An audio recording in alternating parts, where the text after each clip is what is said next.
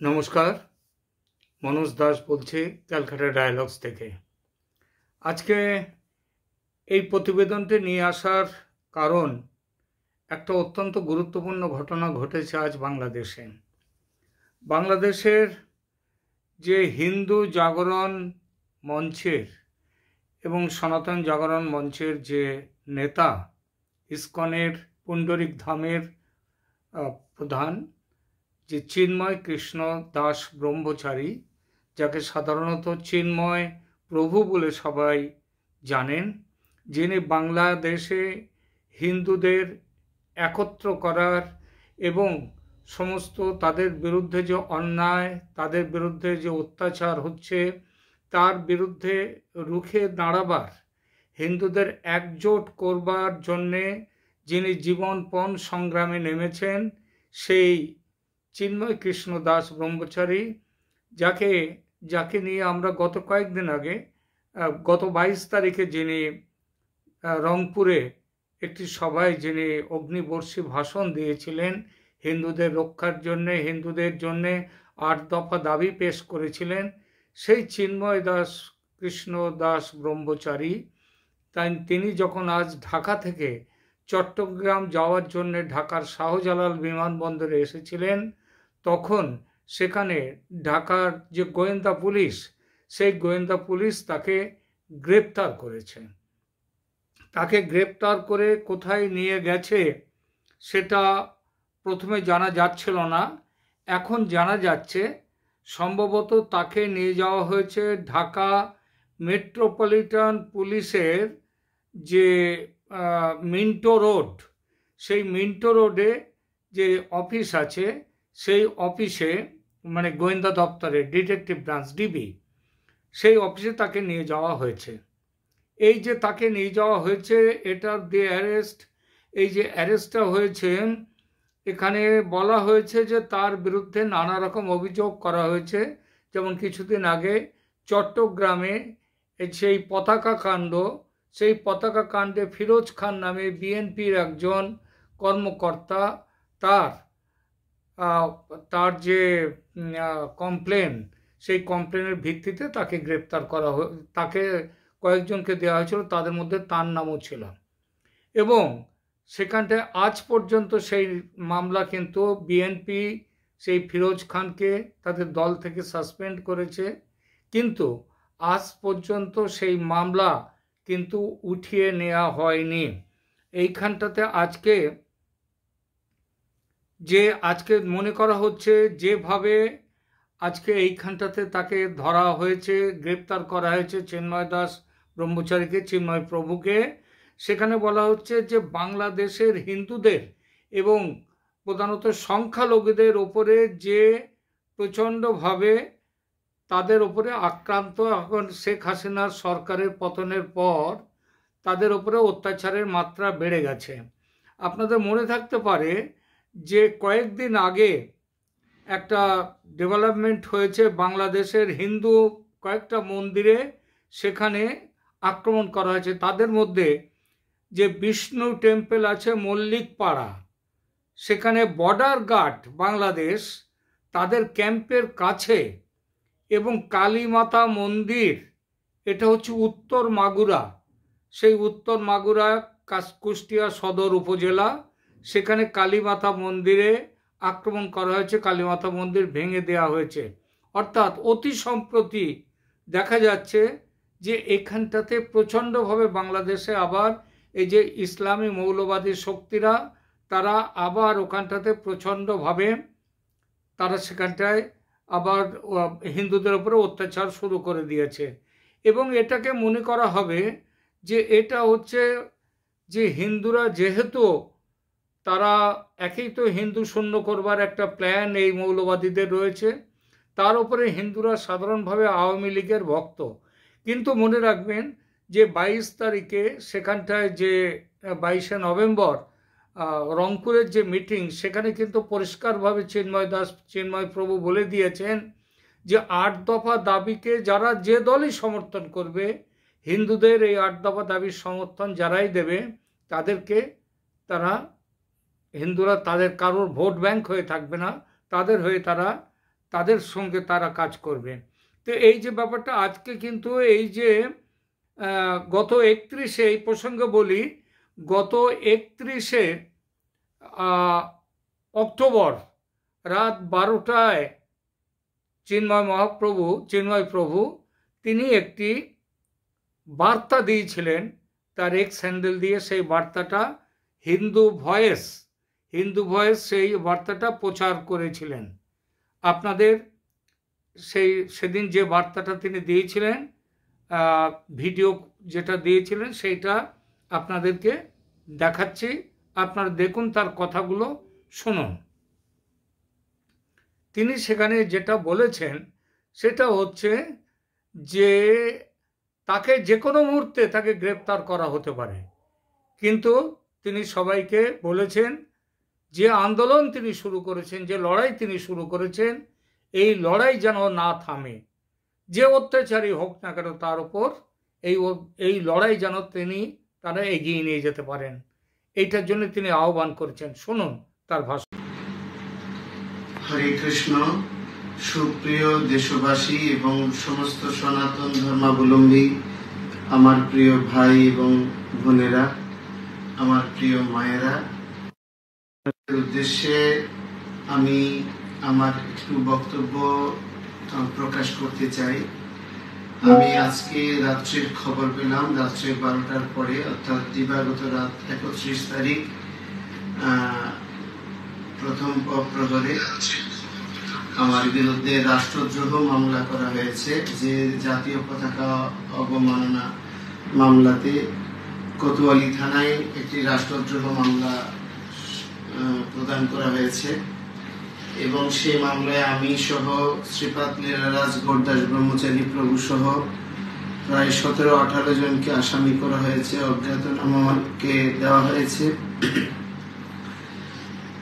আমরা বিগত 5ই আগস্টের পরে সনাতনী জনগোষ্ঠীর উপর অবর্ণনীয় অত্যাচার প্রতিরোধ করার জন্য এবং রাষ্ট্রের স্থিতিশীলতা আনয়ন করার জন্য সনাতনীদের আত্মপীড়িত স্মৃতিকে ব্যবহার করে কেউ যাতে এই আন্দোলনকে ভিন্ন খাতে প্রবাহিত করতে না পারে, সেজন্য আমি সহ সমস্ত সাধু সন্তরা আমরা মাঠে নেমেছি এবং সুশৃঙ্খলভাবে আমাদের মৌলিক বেঁচে থাকার তাগিদ স্বরূপ 8 দফা দাবির উপর ভিত্তি করে আধারিত করে আমরা এই আন্দোলন অব্যাহত রেখেছি। এবং বিগত 25 তারিখ অক্টোবর শুক্রবার আপনাদের সকলের সহযোগিতায় প্রশাসন এবং সমস্ত সেনাবাহিনী, এজেন্সি এবং সর্বস্তরের মানুষের সহযোগিতায় স্মরণকালের সর্ববৃহৎ একটি প্রতিবাদ সভা চট্টগ্রাম লালদিঘি ময়দানে অনুষ্ঠিত হয়। তো এই আন্দোলন এবং বিভাগীয় শহরসমূহে যে আমাদের আন্দোলন এবং জেলা উপজেলা পর্যায়ে যে আন্দোলনের কর্মসূচি বা লং মার্চের কর্মসূচি, কোনো কর্মসূচি রাষ্ট্রের বিরুদ্ধে না, কোনো সরকারের বিরুদ্ধে না এবং কোনো অবস্থায় এটি কোনো রাজনৈতিক দলের পক্ষে নয় এবং কোনো রাজনৈতিক দলের বিপক্ষেও নয়। সনাতনী মানুষের অস্তিত্ব, অধিকার আন্দোলনকে ভিন্ন খাতে প্রবাহিত করে রাষ্ট্রযন্ত্রের একটা ভাবমূর্তি ক্ষুণ্ণ করার জন্য একটা দুষ্ট মহল এই প্রক্রিয়ার সঙ্গে যুক্ত হয়ে দেশের সামগ্রিক প্রগতি, সহাবস্থান, গণতন্ত্রকে বিনষ্ট করার প্রয়াস করছে। এবং আমরা আশা করেছিলাম বিশ্বজয়ী, নোবেল বিজয়ী এবং বিশ্ব নাগরিক আমাদের চট্টগ্রামের গৌরব ডক্টর মোহাম্মদ ইউনূস সহ আমাদের যত দলগুলি রয়েছে যারা রাষ্ট্র সংস্কার করে সকলের সমতা বিধানের জন্য নিরলস পরিশ্রম করছে, সেই পরিশ্রমের অংশ হিসেবে আমরাও গণতান্ত্রিক শক্তির অংশরূপে সনাতনীরাও সহাবস্থান নিশ্চিত করার জন্য এবং সাম্প্রদায়িক গোষ্ঠী এই মনোভাব প্রতিহত করার জন্য আন্দোলন করছিলাম। তো এই পরিস্থিতিটাকে ভিন্ন খাতে প্রবাহিত করার জন্য যারা প্রচেষ্টা করছে, সমস্ত শুভবুদ্ধি সম্পন্ন সমস্ত গণতন্ত্র মানা মানুষসমূহ, সমস্ত সনাতন ধর্মাবলম্বী মানুষসমূহকে আমি অনুরোধ করব, আমাদের প্রিয় জন্মভূমি এই বাংলাদেশ, আমরা যে ভূমি ছেড়ে যেতে চাই না, আমরা এই ভূমির ভূমিপুত্র, আমরা এখানের ঐতিহ্য, সংস্কৃতি, অসাম্প্রদায়িক চরিত্রকে বজায় রাখার জন্য কাজ করতে চাই। এই স্থিতিকে সংরক্ষণ করার জন্য আপনারা সকলে যার যার অবস্থান থেকে সহযোগ প্রদান করবেন এবং এই আন্দোলনকে সুশৃঙ্খলভাবে আমাদের ৮ দফা প্রতিষ্ঠার আন্দোলনকে অব্যাহত রাখবেন।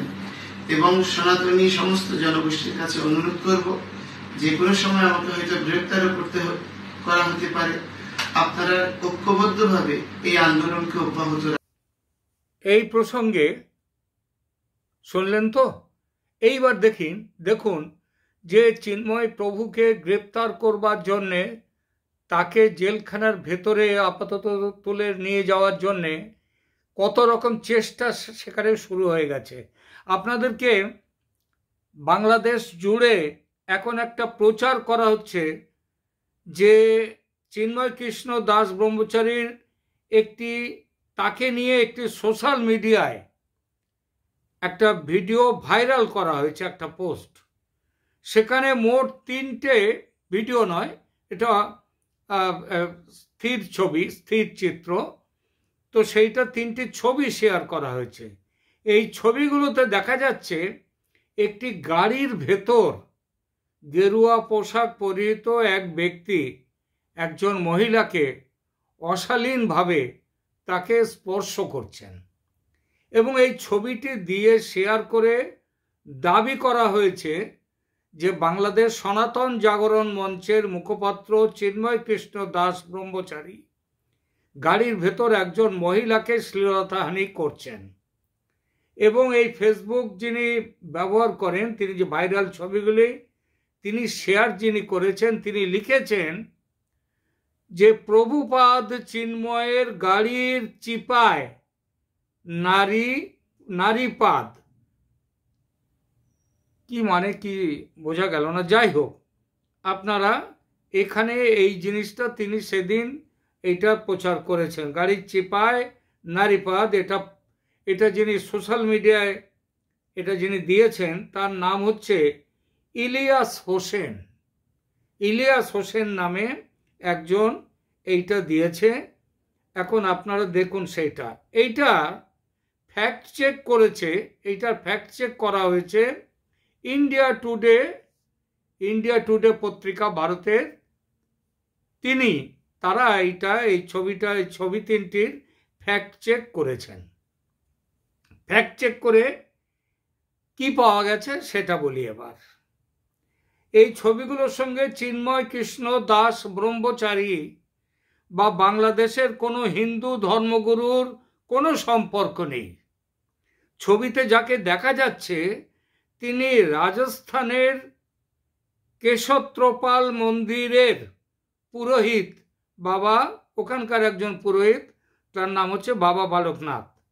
তার বিরুদ্ধে গত অক্টোবর মাসে একটি গাড়ির ভিতর একটি কলেজ ছাত্রীকে যৌন হেনস্থার অভিযোগ দায়ের করা হয়েছিল। এই ছবিটিকে চালিয়ে দেয়া হলো চিন্ময় কৃষ্ণ দাস ব্রহ্মচারীর নামে, তাকে জনসমক্ষে হেয় করার জন্যে। শুধু তাই নয়, তার বিরুদ্ধে যাতে আইনি ব্যবস্থা নেওয়া যায়। আমাদের মনে হয় আজকের যে ব্যাপারটা করা হয়েছে তার পেছনে এই ছবির এবং এই অপপ্রচারেরও একটা ভূমিকা আছে। কিন্তু কিভাবে জানা গেল এই সত্যটা?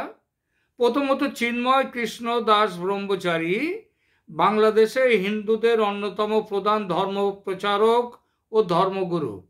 পাশাপাশি সম্প্রতি বাংলাদেশে হিন্দুদের উপর হওয়া অত্যাচারের প্রধান প্রতিবাদী মুখ তিনি।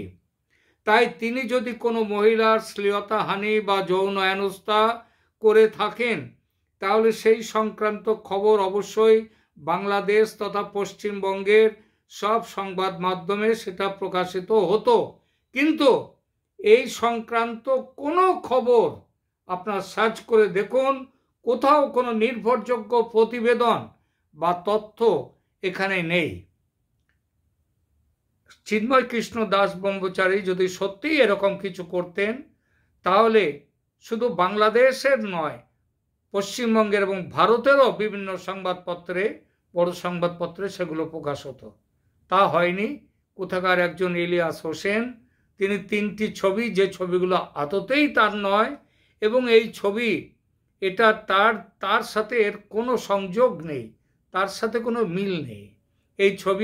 এই ছবিগুলোর ভিত্তিতে অলরেডি আজ থেকে কয়েক বছর আগে কেস দর্জ করা হয়েছে, মামলা দর্জ করা হয়েছে, সেটা হচ্ছে রাজস্থানে, ভারতের। সেই ছবিটাকে এখানে নিয়ে তাকে ব্যবস্থা করা হচ্ছে যে তাকে অপমান করবার জন্যে, দুর্নাম করবার জন্যে, এবং সাথে সাথে আইনি ব্যবস্থা নেওয়ার জন্যে।